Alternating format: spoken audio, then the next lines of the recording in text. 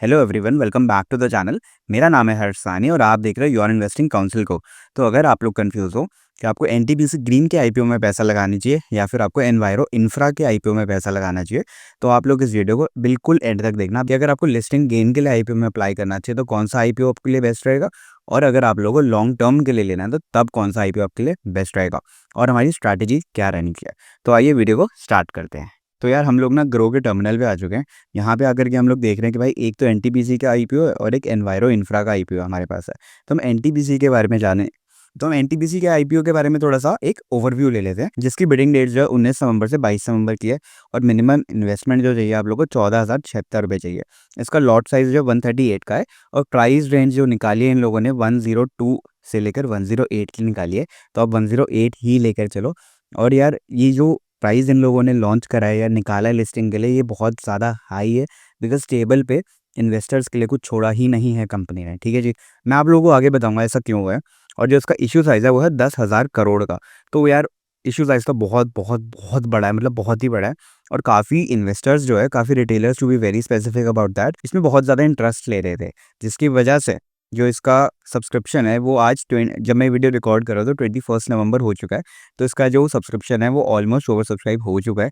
But अब आप लोगों को मैं थोड़ा सा एक ओवरव्यू देना चाहूँगा। ठीक है जी, कंपनी जो 2022 में बनाई है और जो उनके एमडी है वो है गुरदीप सिंह जी। ठीक है जी, अब यार कंपनी की स्ट्रेंथ्स क्या है सबसे पहले हम ये देख लेते हैं। ठीक है जी, कंपनी की जो टोटल कैपेसिटी है ना, वो इन लोगों ने अपनी बढ़ा दी है। ठीक है जी, which is a good point. इनका जो सोलर एनर्जी का प्लांट है वो सबसे बड़ा है और पूरी 6 स्टेट्स के अंदर में लोगों ने बिल्कुल रिसेंटली ऑपरेशनल करा है।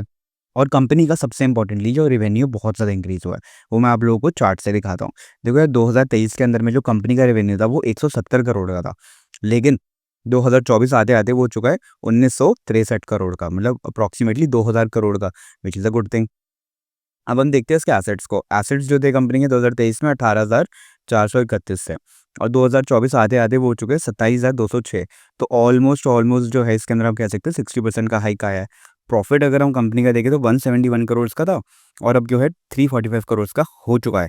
तो यार हम लोगों को सब कुछ सही लग रहा है, ठीक है कि यार हाँ, इसमें मतलब कंपनी का रेवेन्यू भी बढ़ रहा है, एसेट भी बढ़ रहा है, प्रॉफिट भी बढ़ रहा है। तो प्रॉब्लम कहाँ पर आ रहा है? अब हम इसके रिस्क के बारे में बात करें तो कंपनी का जो रेवेन्यू मेजरली 5 कंट्रीब्यूटर्स के ऊपर पे डिपेंड करता है। अगर उन लोगों ने कोई भी ऑर्डर देने में प्रॉब्लम करी तो कंपनी का जो बैलेंस शीट है वो खराब हो सकता है। सेकेंडली यार कंपनी जो है ना सोलर के मतलब सोलर के ऊपर ही काम करती है।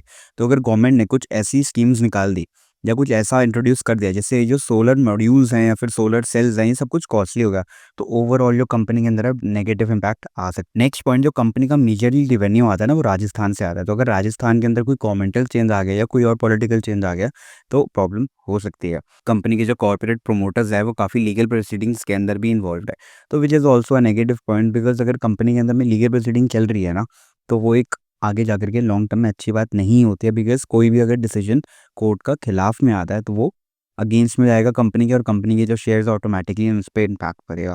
और कंपनी के जो 16,235 करोड़ की बॉर्डरिंग्स है ना एनटीपीसी की, जैसा कि हम लोग जानते हैं एनटीपीसी ग्रीन उसकी सब्सिडरी है, तो मेजर अमाउंट वहाँ जाने वाला है। तो ये एक नेगेटिव है, बिकॉज़ मैं इसमें कहीं भी नहीं देख पा रहा हूँ कि मेजर ग्रोथ के लिए पैसा यूज़ करा जा रहा है, बल्कि एक रीपेमेंट के लिए यूज़ करा जा रहा है और जनरल कॉर्पोरेट पर्पज़ के लिए भी यूज़ करा जा रहा है। ठीक है जी, तो ये तो है हमारा जी एनटीपीसी ग्रीन आईपीओ का। अब हम इसको देखें कि यार हमें अप्लाई करना चाहिए या नहीं करना चाहिए। तो यार सबसे इंपॉर्टेंट चीज़ जो है ना वो ये है कि कंपनी के जो फाइनेंशियल्स है ना वो स्ट्रॉन्ग है। ठीक है, इसका मतलब कंपनी में हम लॉन्ग टर्म में पैसा लगा सकते हैं।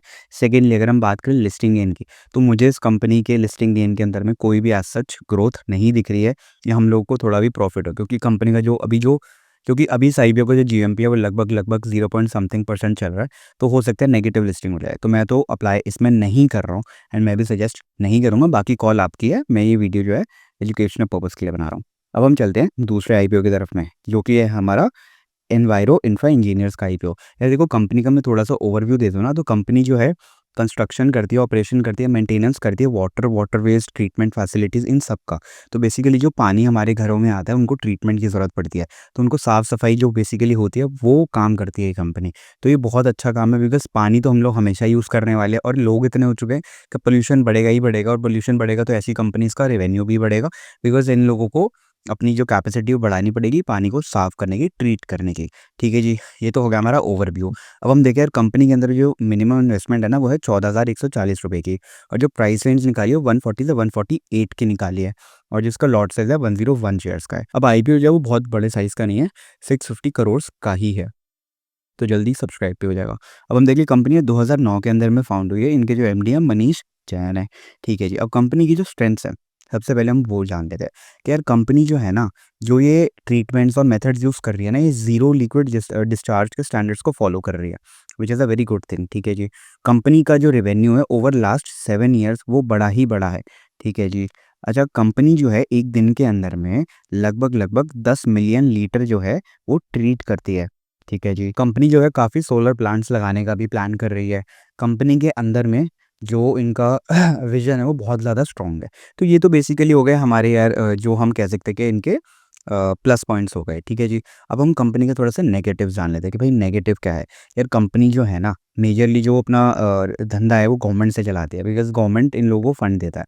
ठीक है, तो अगर कहीं भी सेंट्रल या स्टेट गवर्नमेंट में चेंज आता है, तो इनके रेवेन्यू में एक ओवरऑल बहुत तगड़ा इम्पैक्ट पड़ सकता है। अच्छा दूसरा कंपनी के अंदर में जो रेवेन्यू आता है ना, वो एक बिडिंग प्रोसेस पे जाता है। जैसे हम लोग जानते हैं ना गवर्नमेंट टेंडर निकालता है, तो सॉर्ट ऑफ दैट। तो अगर उसके अंदर में कोई प्रॉब्लम आती है तो वहाँ से भी कंपनी के जो फाइनेंशियल है वीक हो सकते हैं। कंपनी के अंदर में जो है बोरोइंग्स है। ठीक है जी, कंपनी जो है 8 स्टेट के अंदर में मेजरली जो है ऑपरेट करती है, जो कि गुजरात, राजस्थान, दिल्ली, झारखंड, कर्नाटक, यूपी, छत्तीसगढ़ है। और इनमें से अगर कहीं भी सोशो पॉलिटिकल चेंज आता है तो कंपनी के ओवरऑल उसमें इम्पैक्ट पड़ सकता है, और ये हर कंपनी पे अप्लाई होता है।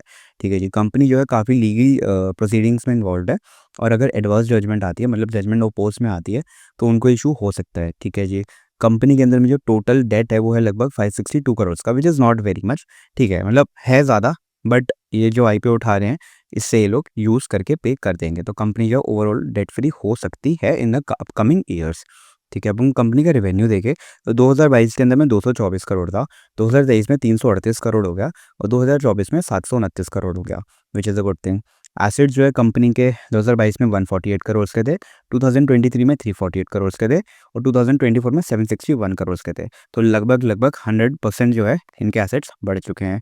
2023 में ये प्रॉफिट बढ़कर हो चुका है 55 करोड़ का, और 2024 में 100% प्रॉफिट में हाइक आके 109 करोड़ का हो चुका है, विच is a very very good thing, क्योंकि कंपनी जो है बढ़ रही है भाई साहब, रेवेन्यू बढ़ रहा है, एसेट बढ़ रहा है, प्रॉफिट बढ़ रहा है।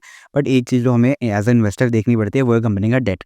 कंपनी का डेट नहीं बढ़ना चाहिए। यार अब हम फाइनल वर्डिक्ट की बात कर लेते हैं।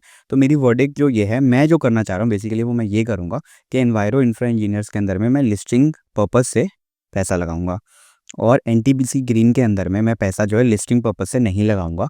मैं क्या करूँगा, मैं कंपनी को लिस्ट होने दूंगा, और लिस्ट होगी तो डेफिनेटली वो 100 के नीचे आएगी। अभी नहीं तो 2-4 हफ्ते बाद आएगी, महीने बाद आएगी, तब मैं उसको लॉन्ग टर्म के लिए ले लूँगा। और एनवायरो इंफ्रा इंजीनियर्स का आईपीओ अगर मुझे अच्छा लगा कि इसका करंट अभी जीएमपी जो चल रहा है वो लगभग मार्केट में 5 to 10% का चल रहा है, हो सकता है 15 से 20% का भी हो जाए और ज़्यादा भी हो जाए। कंपनी के फाइनेंशियल स्ट्रॉन्ग है, सब कुछ स्ट्रॉन्ग है, तो मुझे इसमें दिक्कत नहीं है। तो मुझे अगर ज़्यादा प्रॉफिट मिल रहा होगा तो मैं इसको लॉन्ग टर्म के लिए भी होल्ड कर सकता हूँ, which is totally up to me, मेरी विजन क्या है। तो आई होप आप लोगों को इससे आइडिया लग जाएगा मैं क्या करने का प्लान कर रहा हूँ और क्या मैं सोच रहा हूँ। सो गाइस यही थी आज की वीडियो। अगर आप लोगों को अच्छी लगी तो वीडियो को लाइक कर देना, चैनल पे नहीं तो चैनल को सब्सक्राइब कर लेना, और अगर और कोई ऐसी इंटरेस्टिंग वीडियो देखनी है तो कमेंट कर देना। Thanks for watching and happy investing.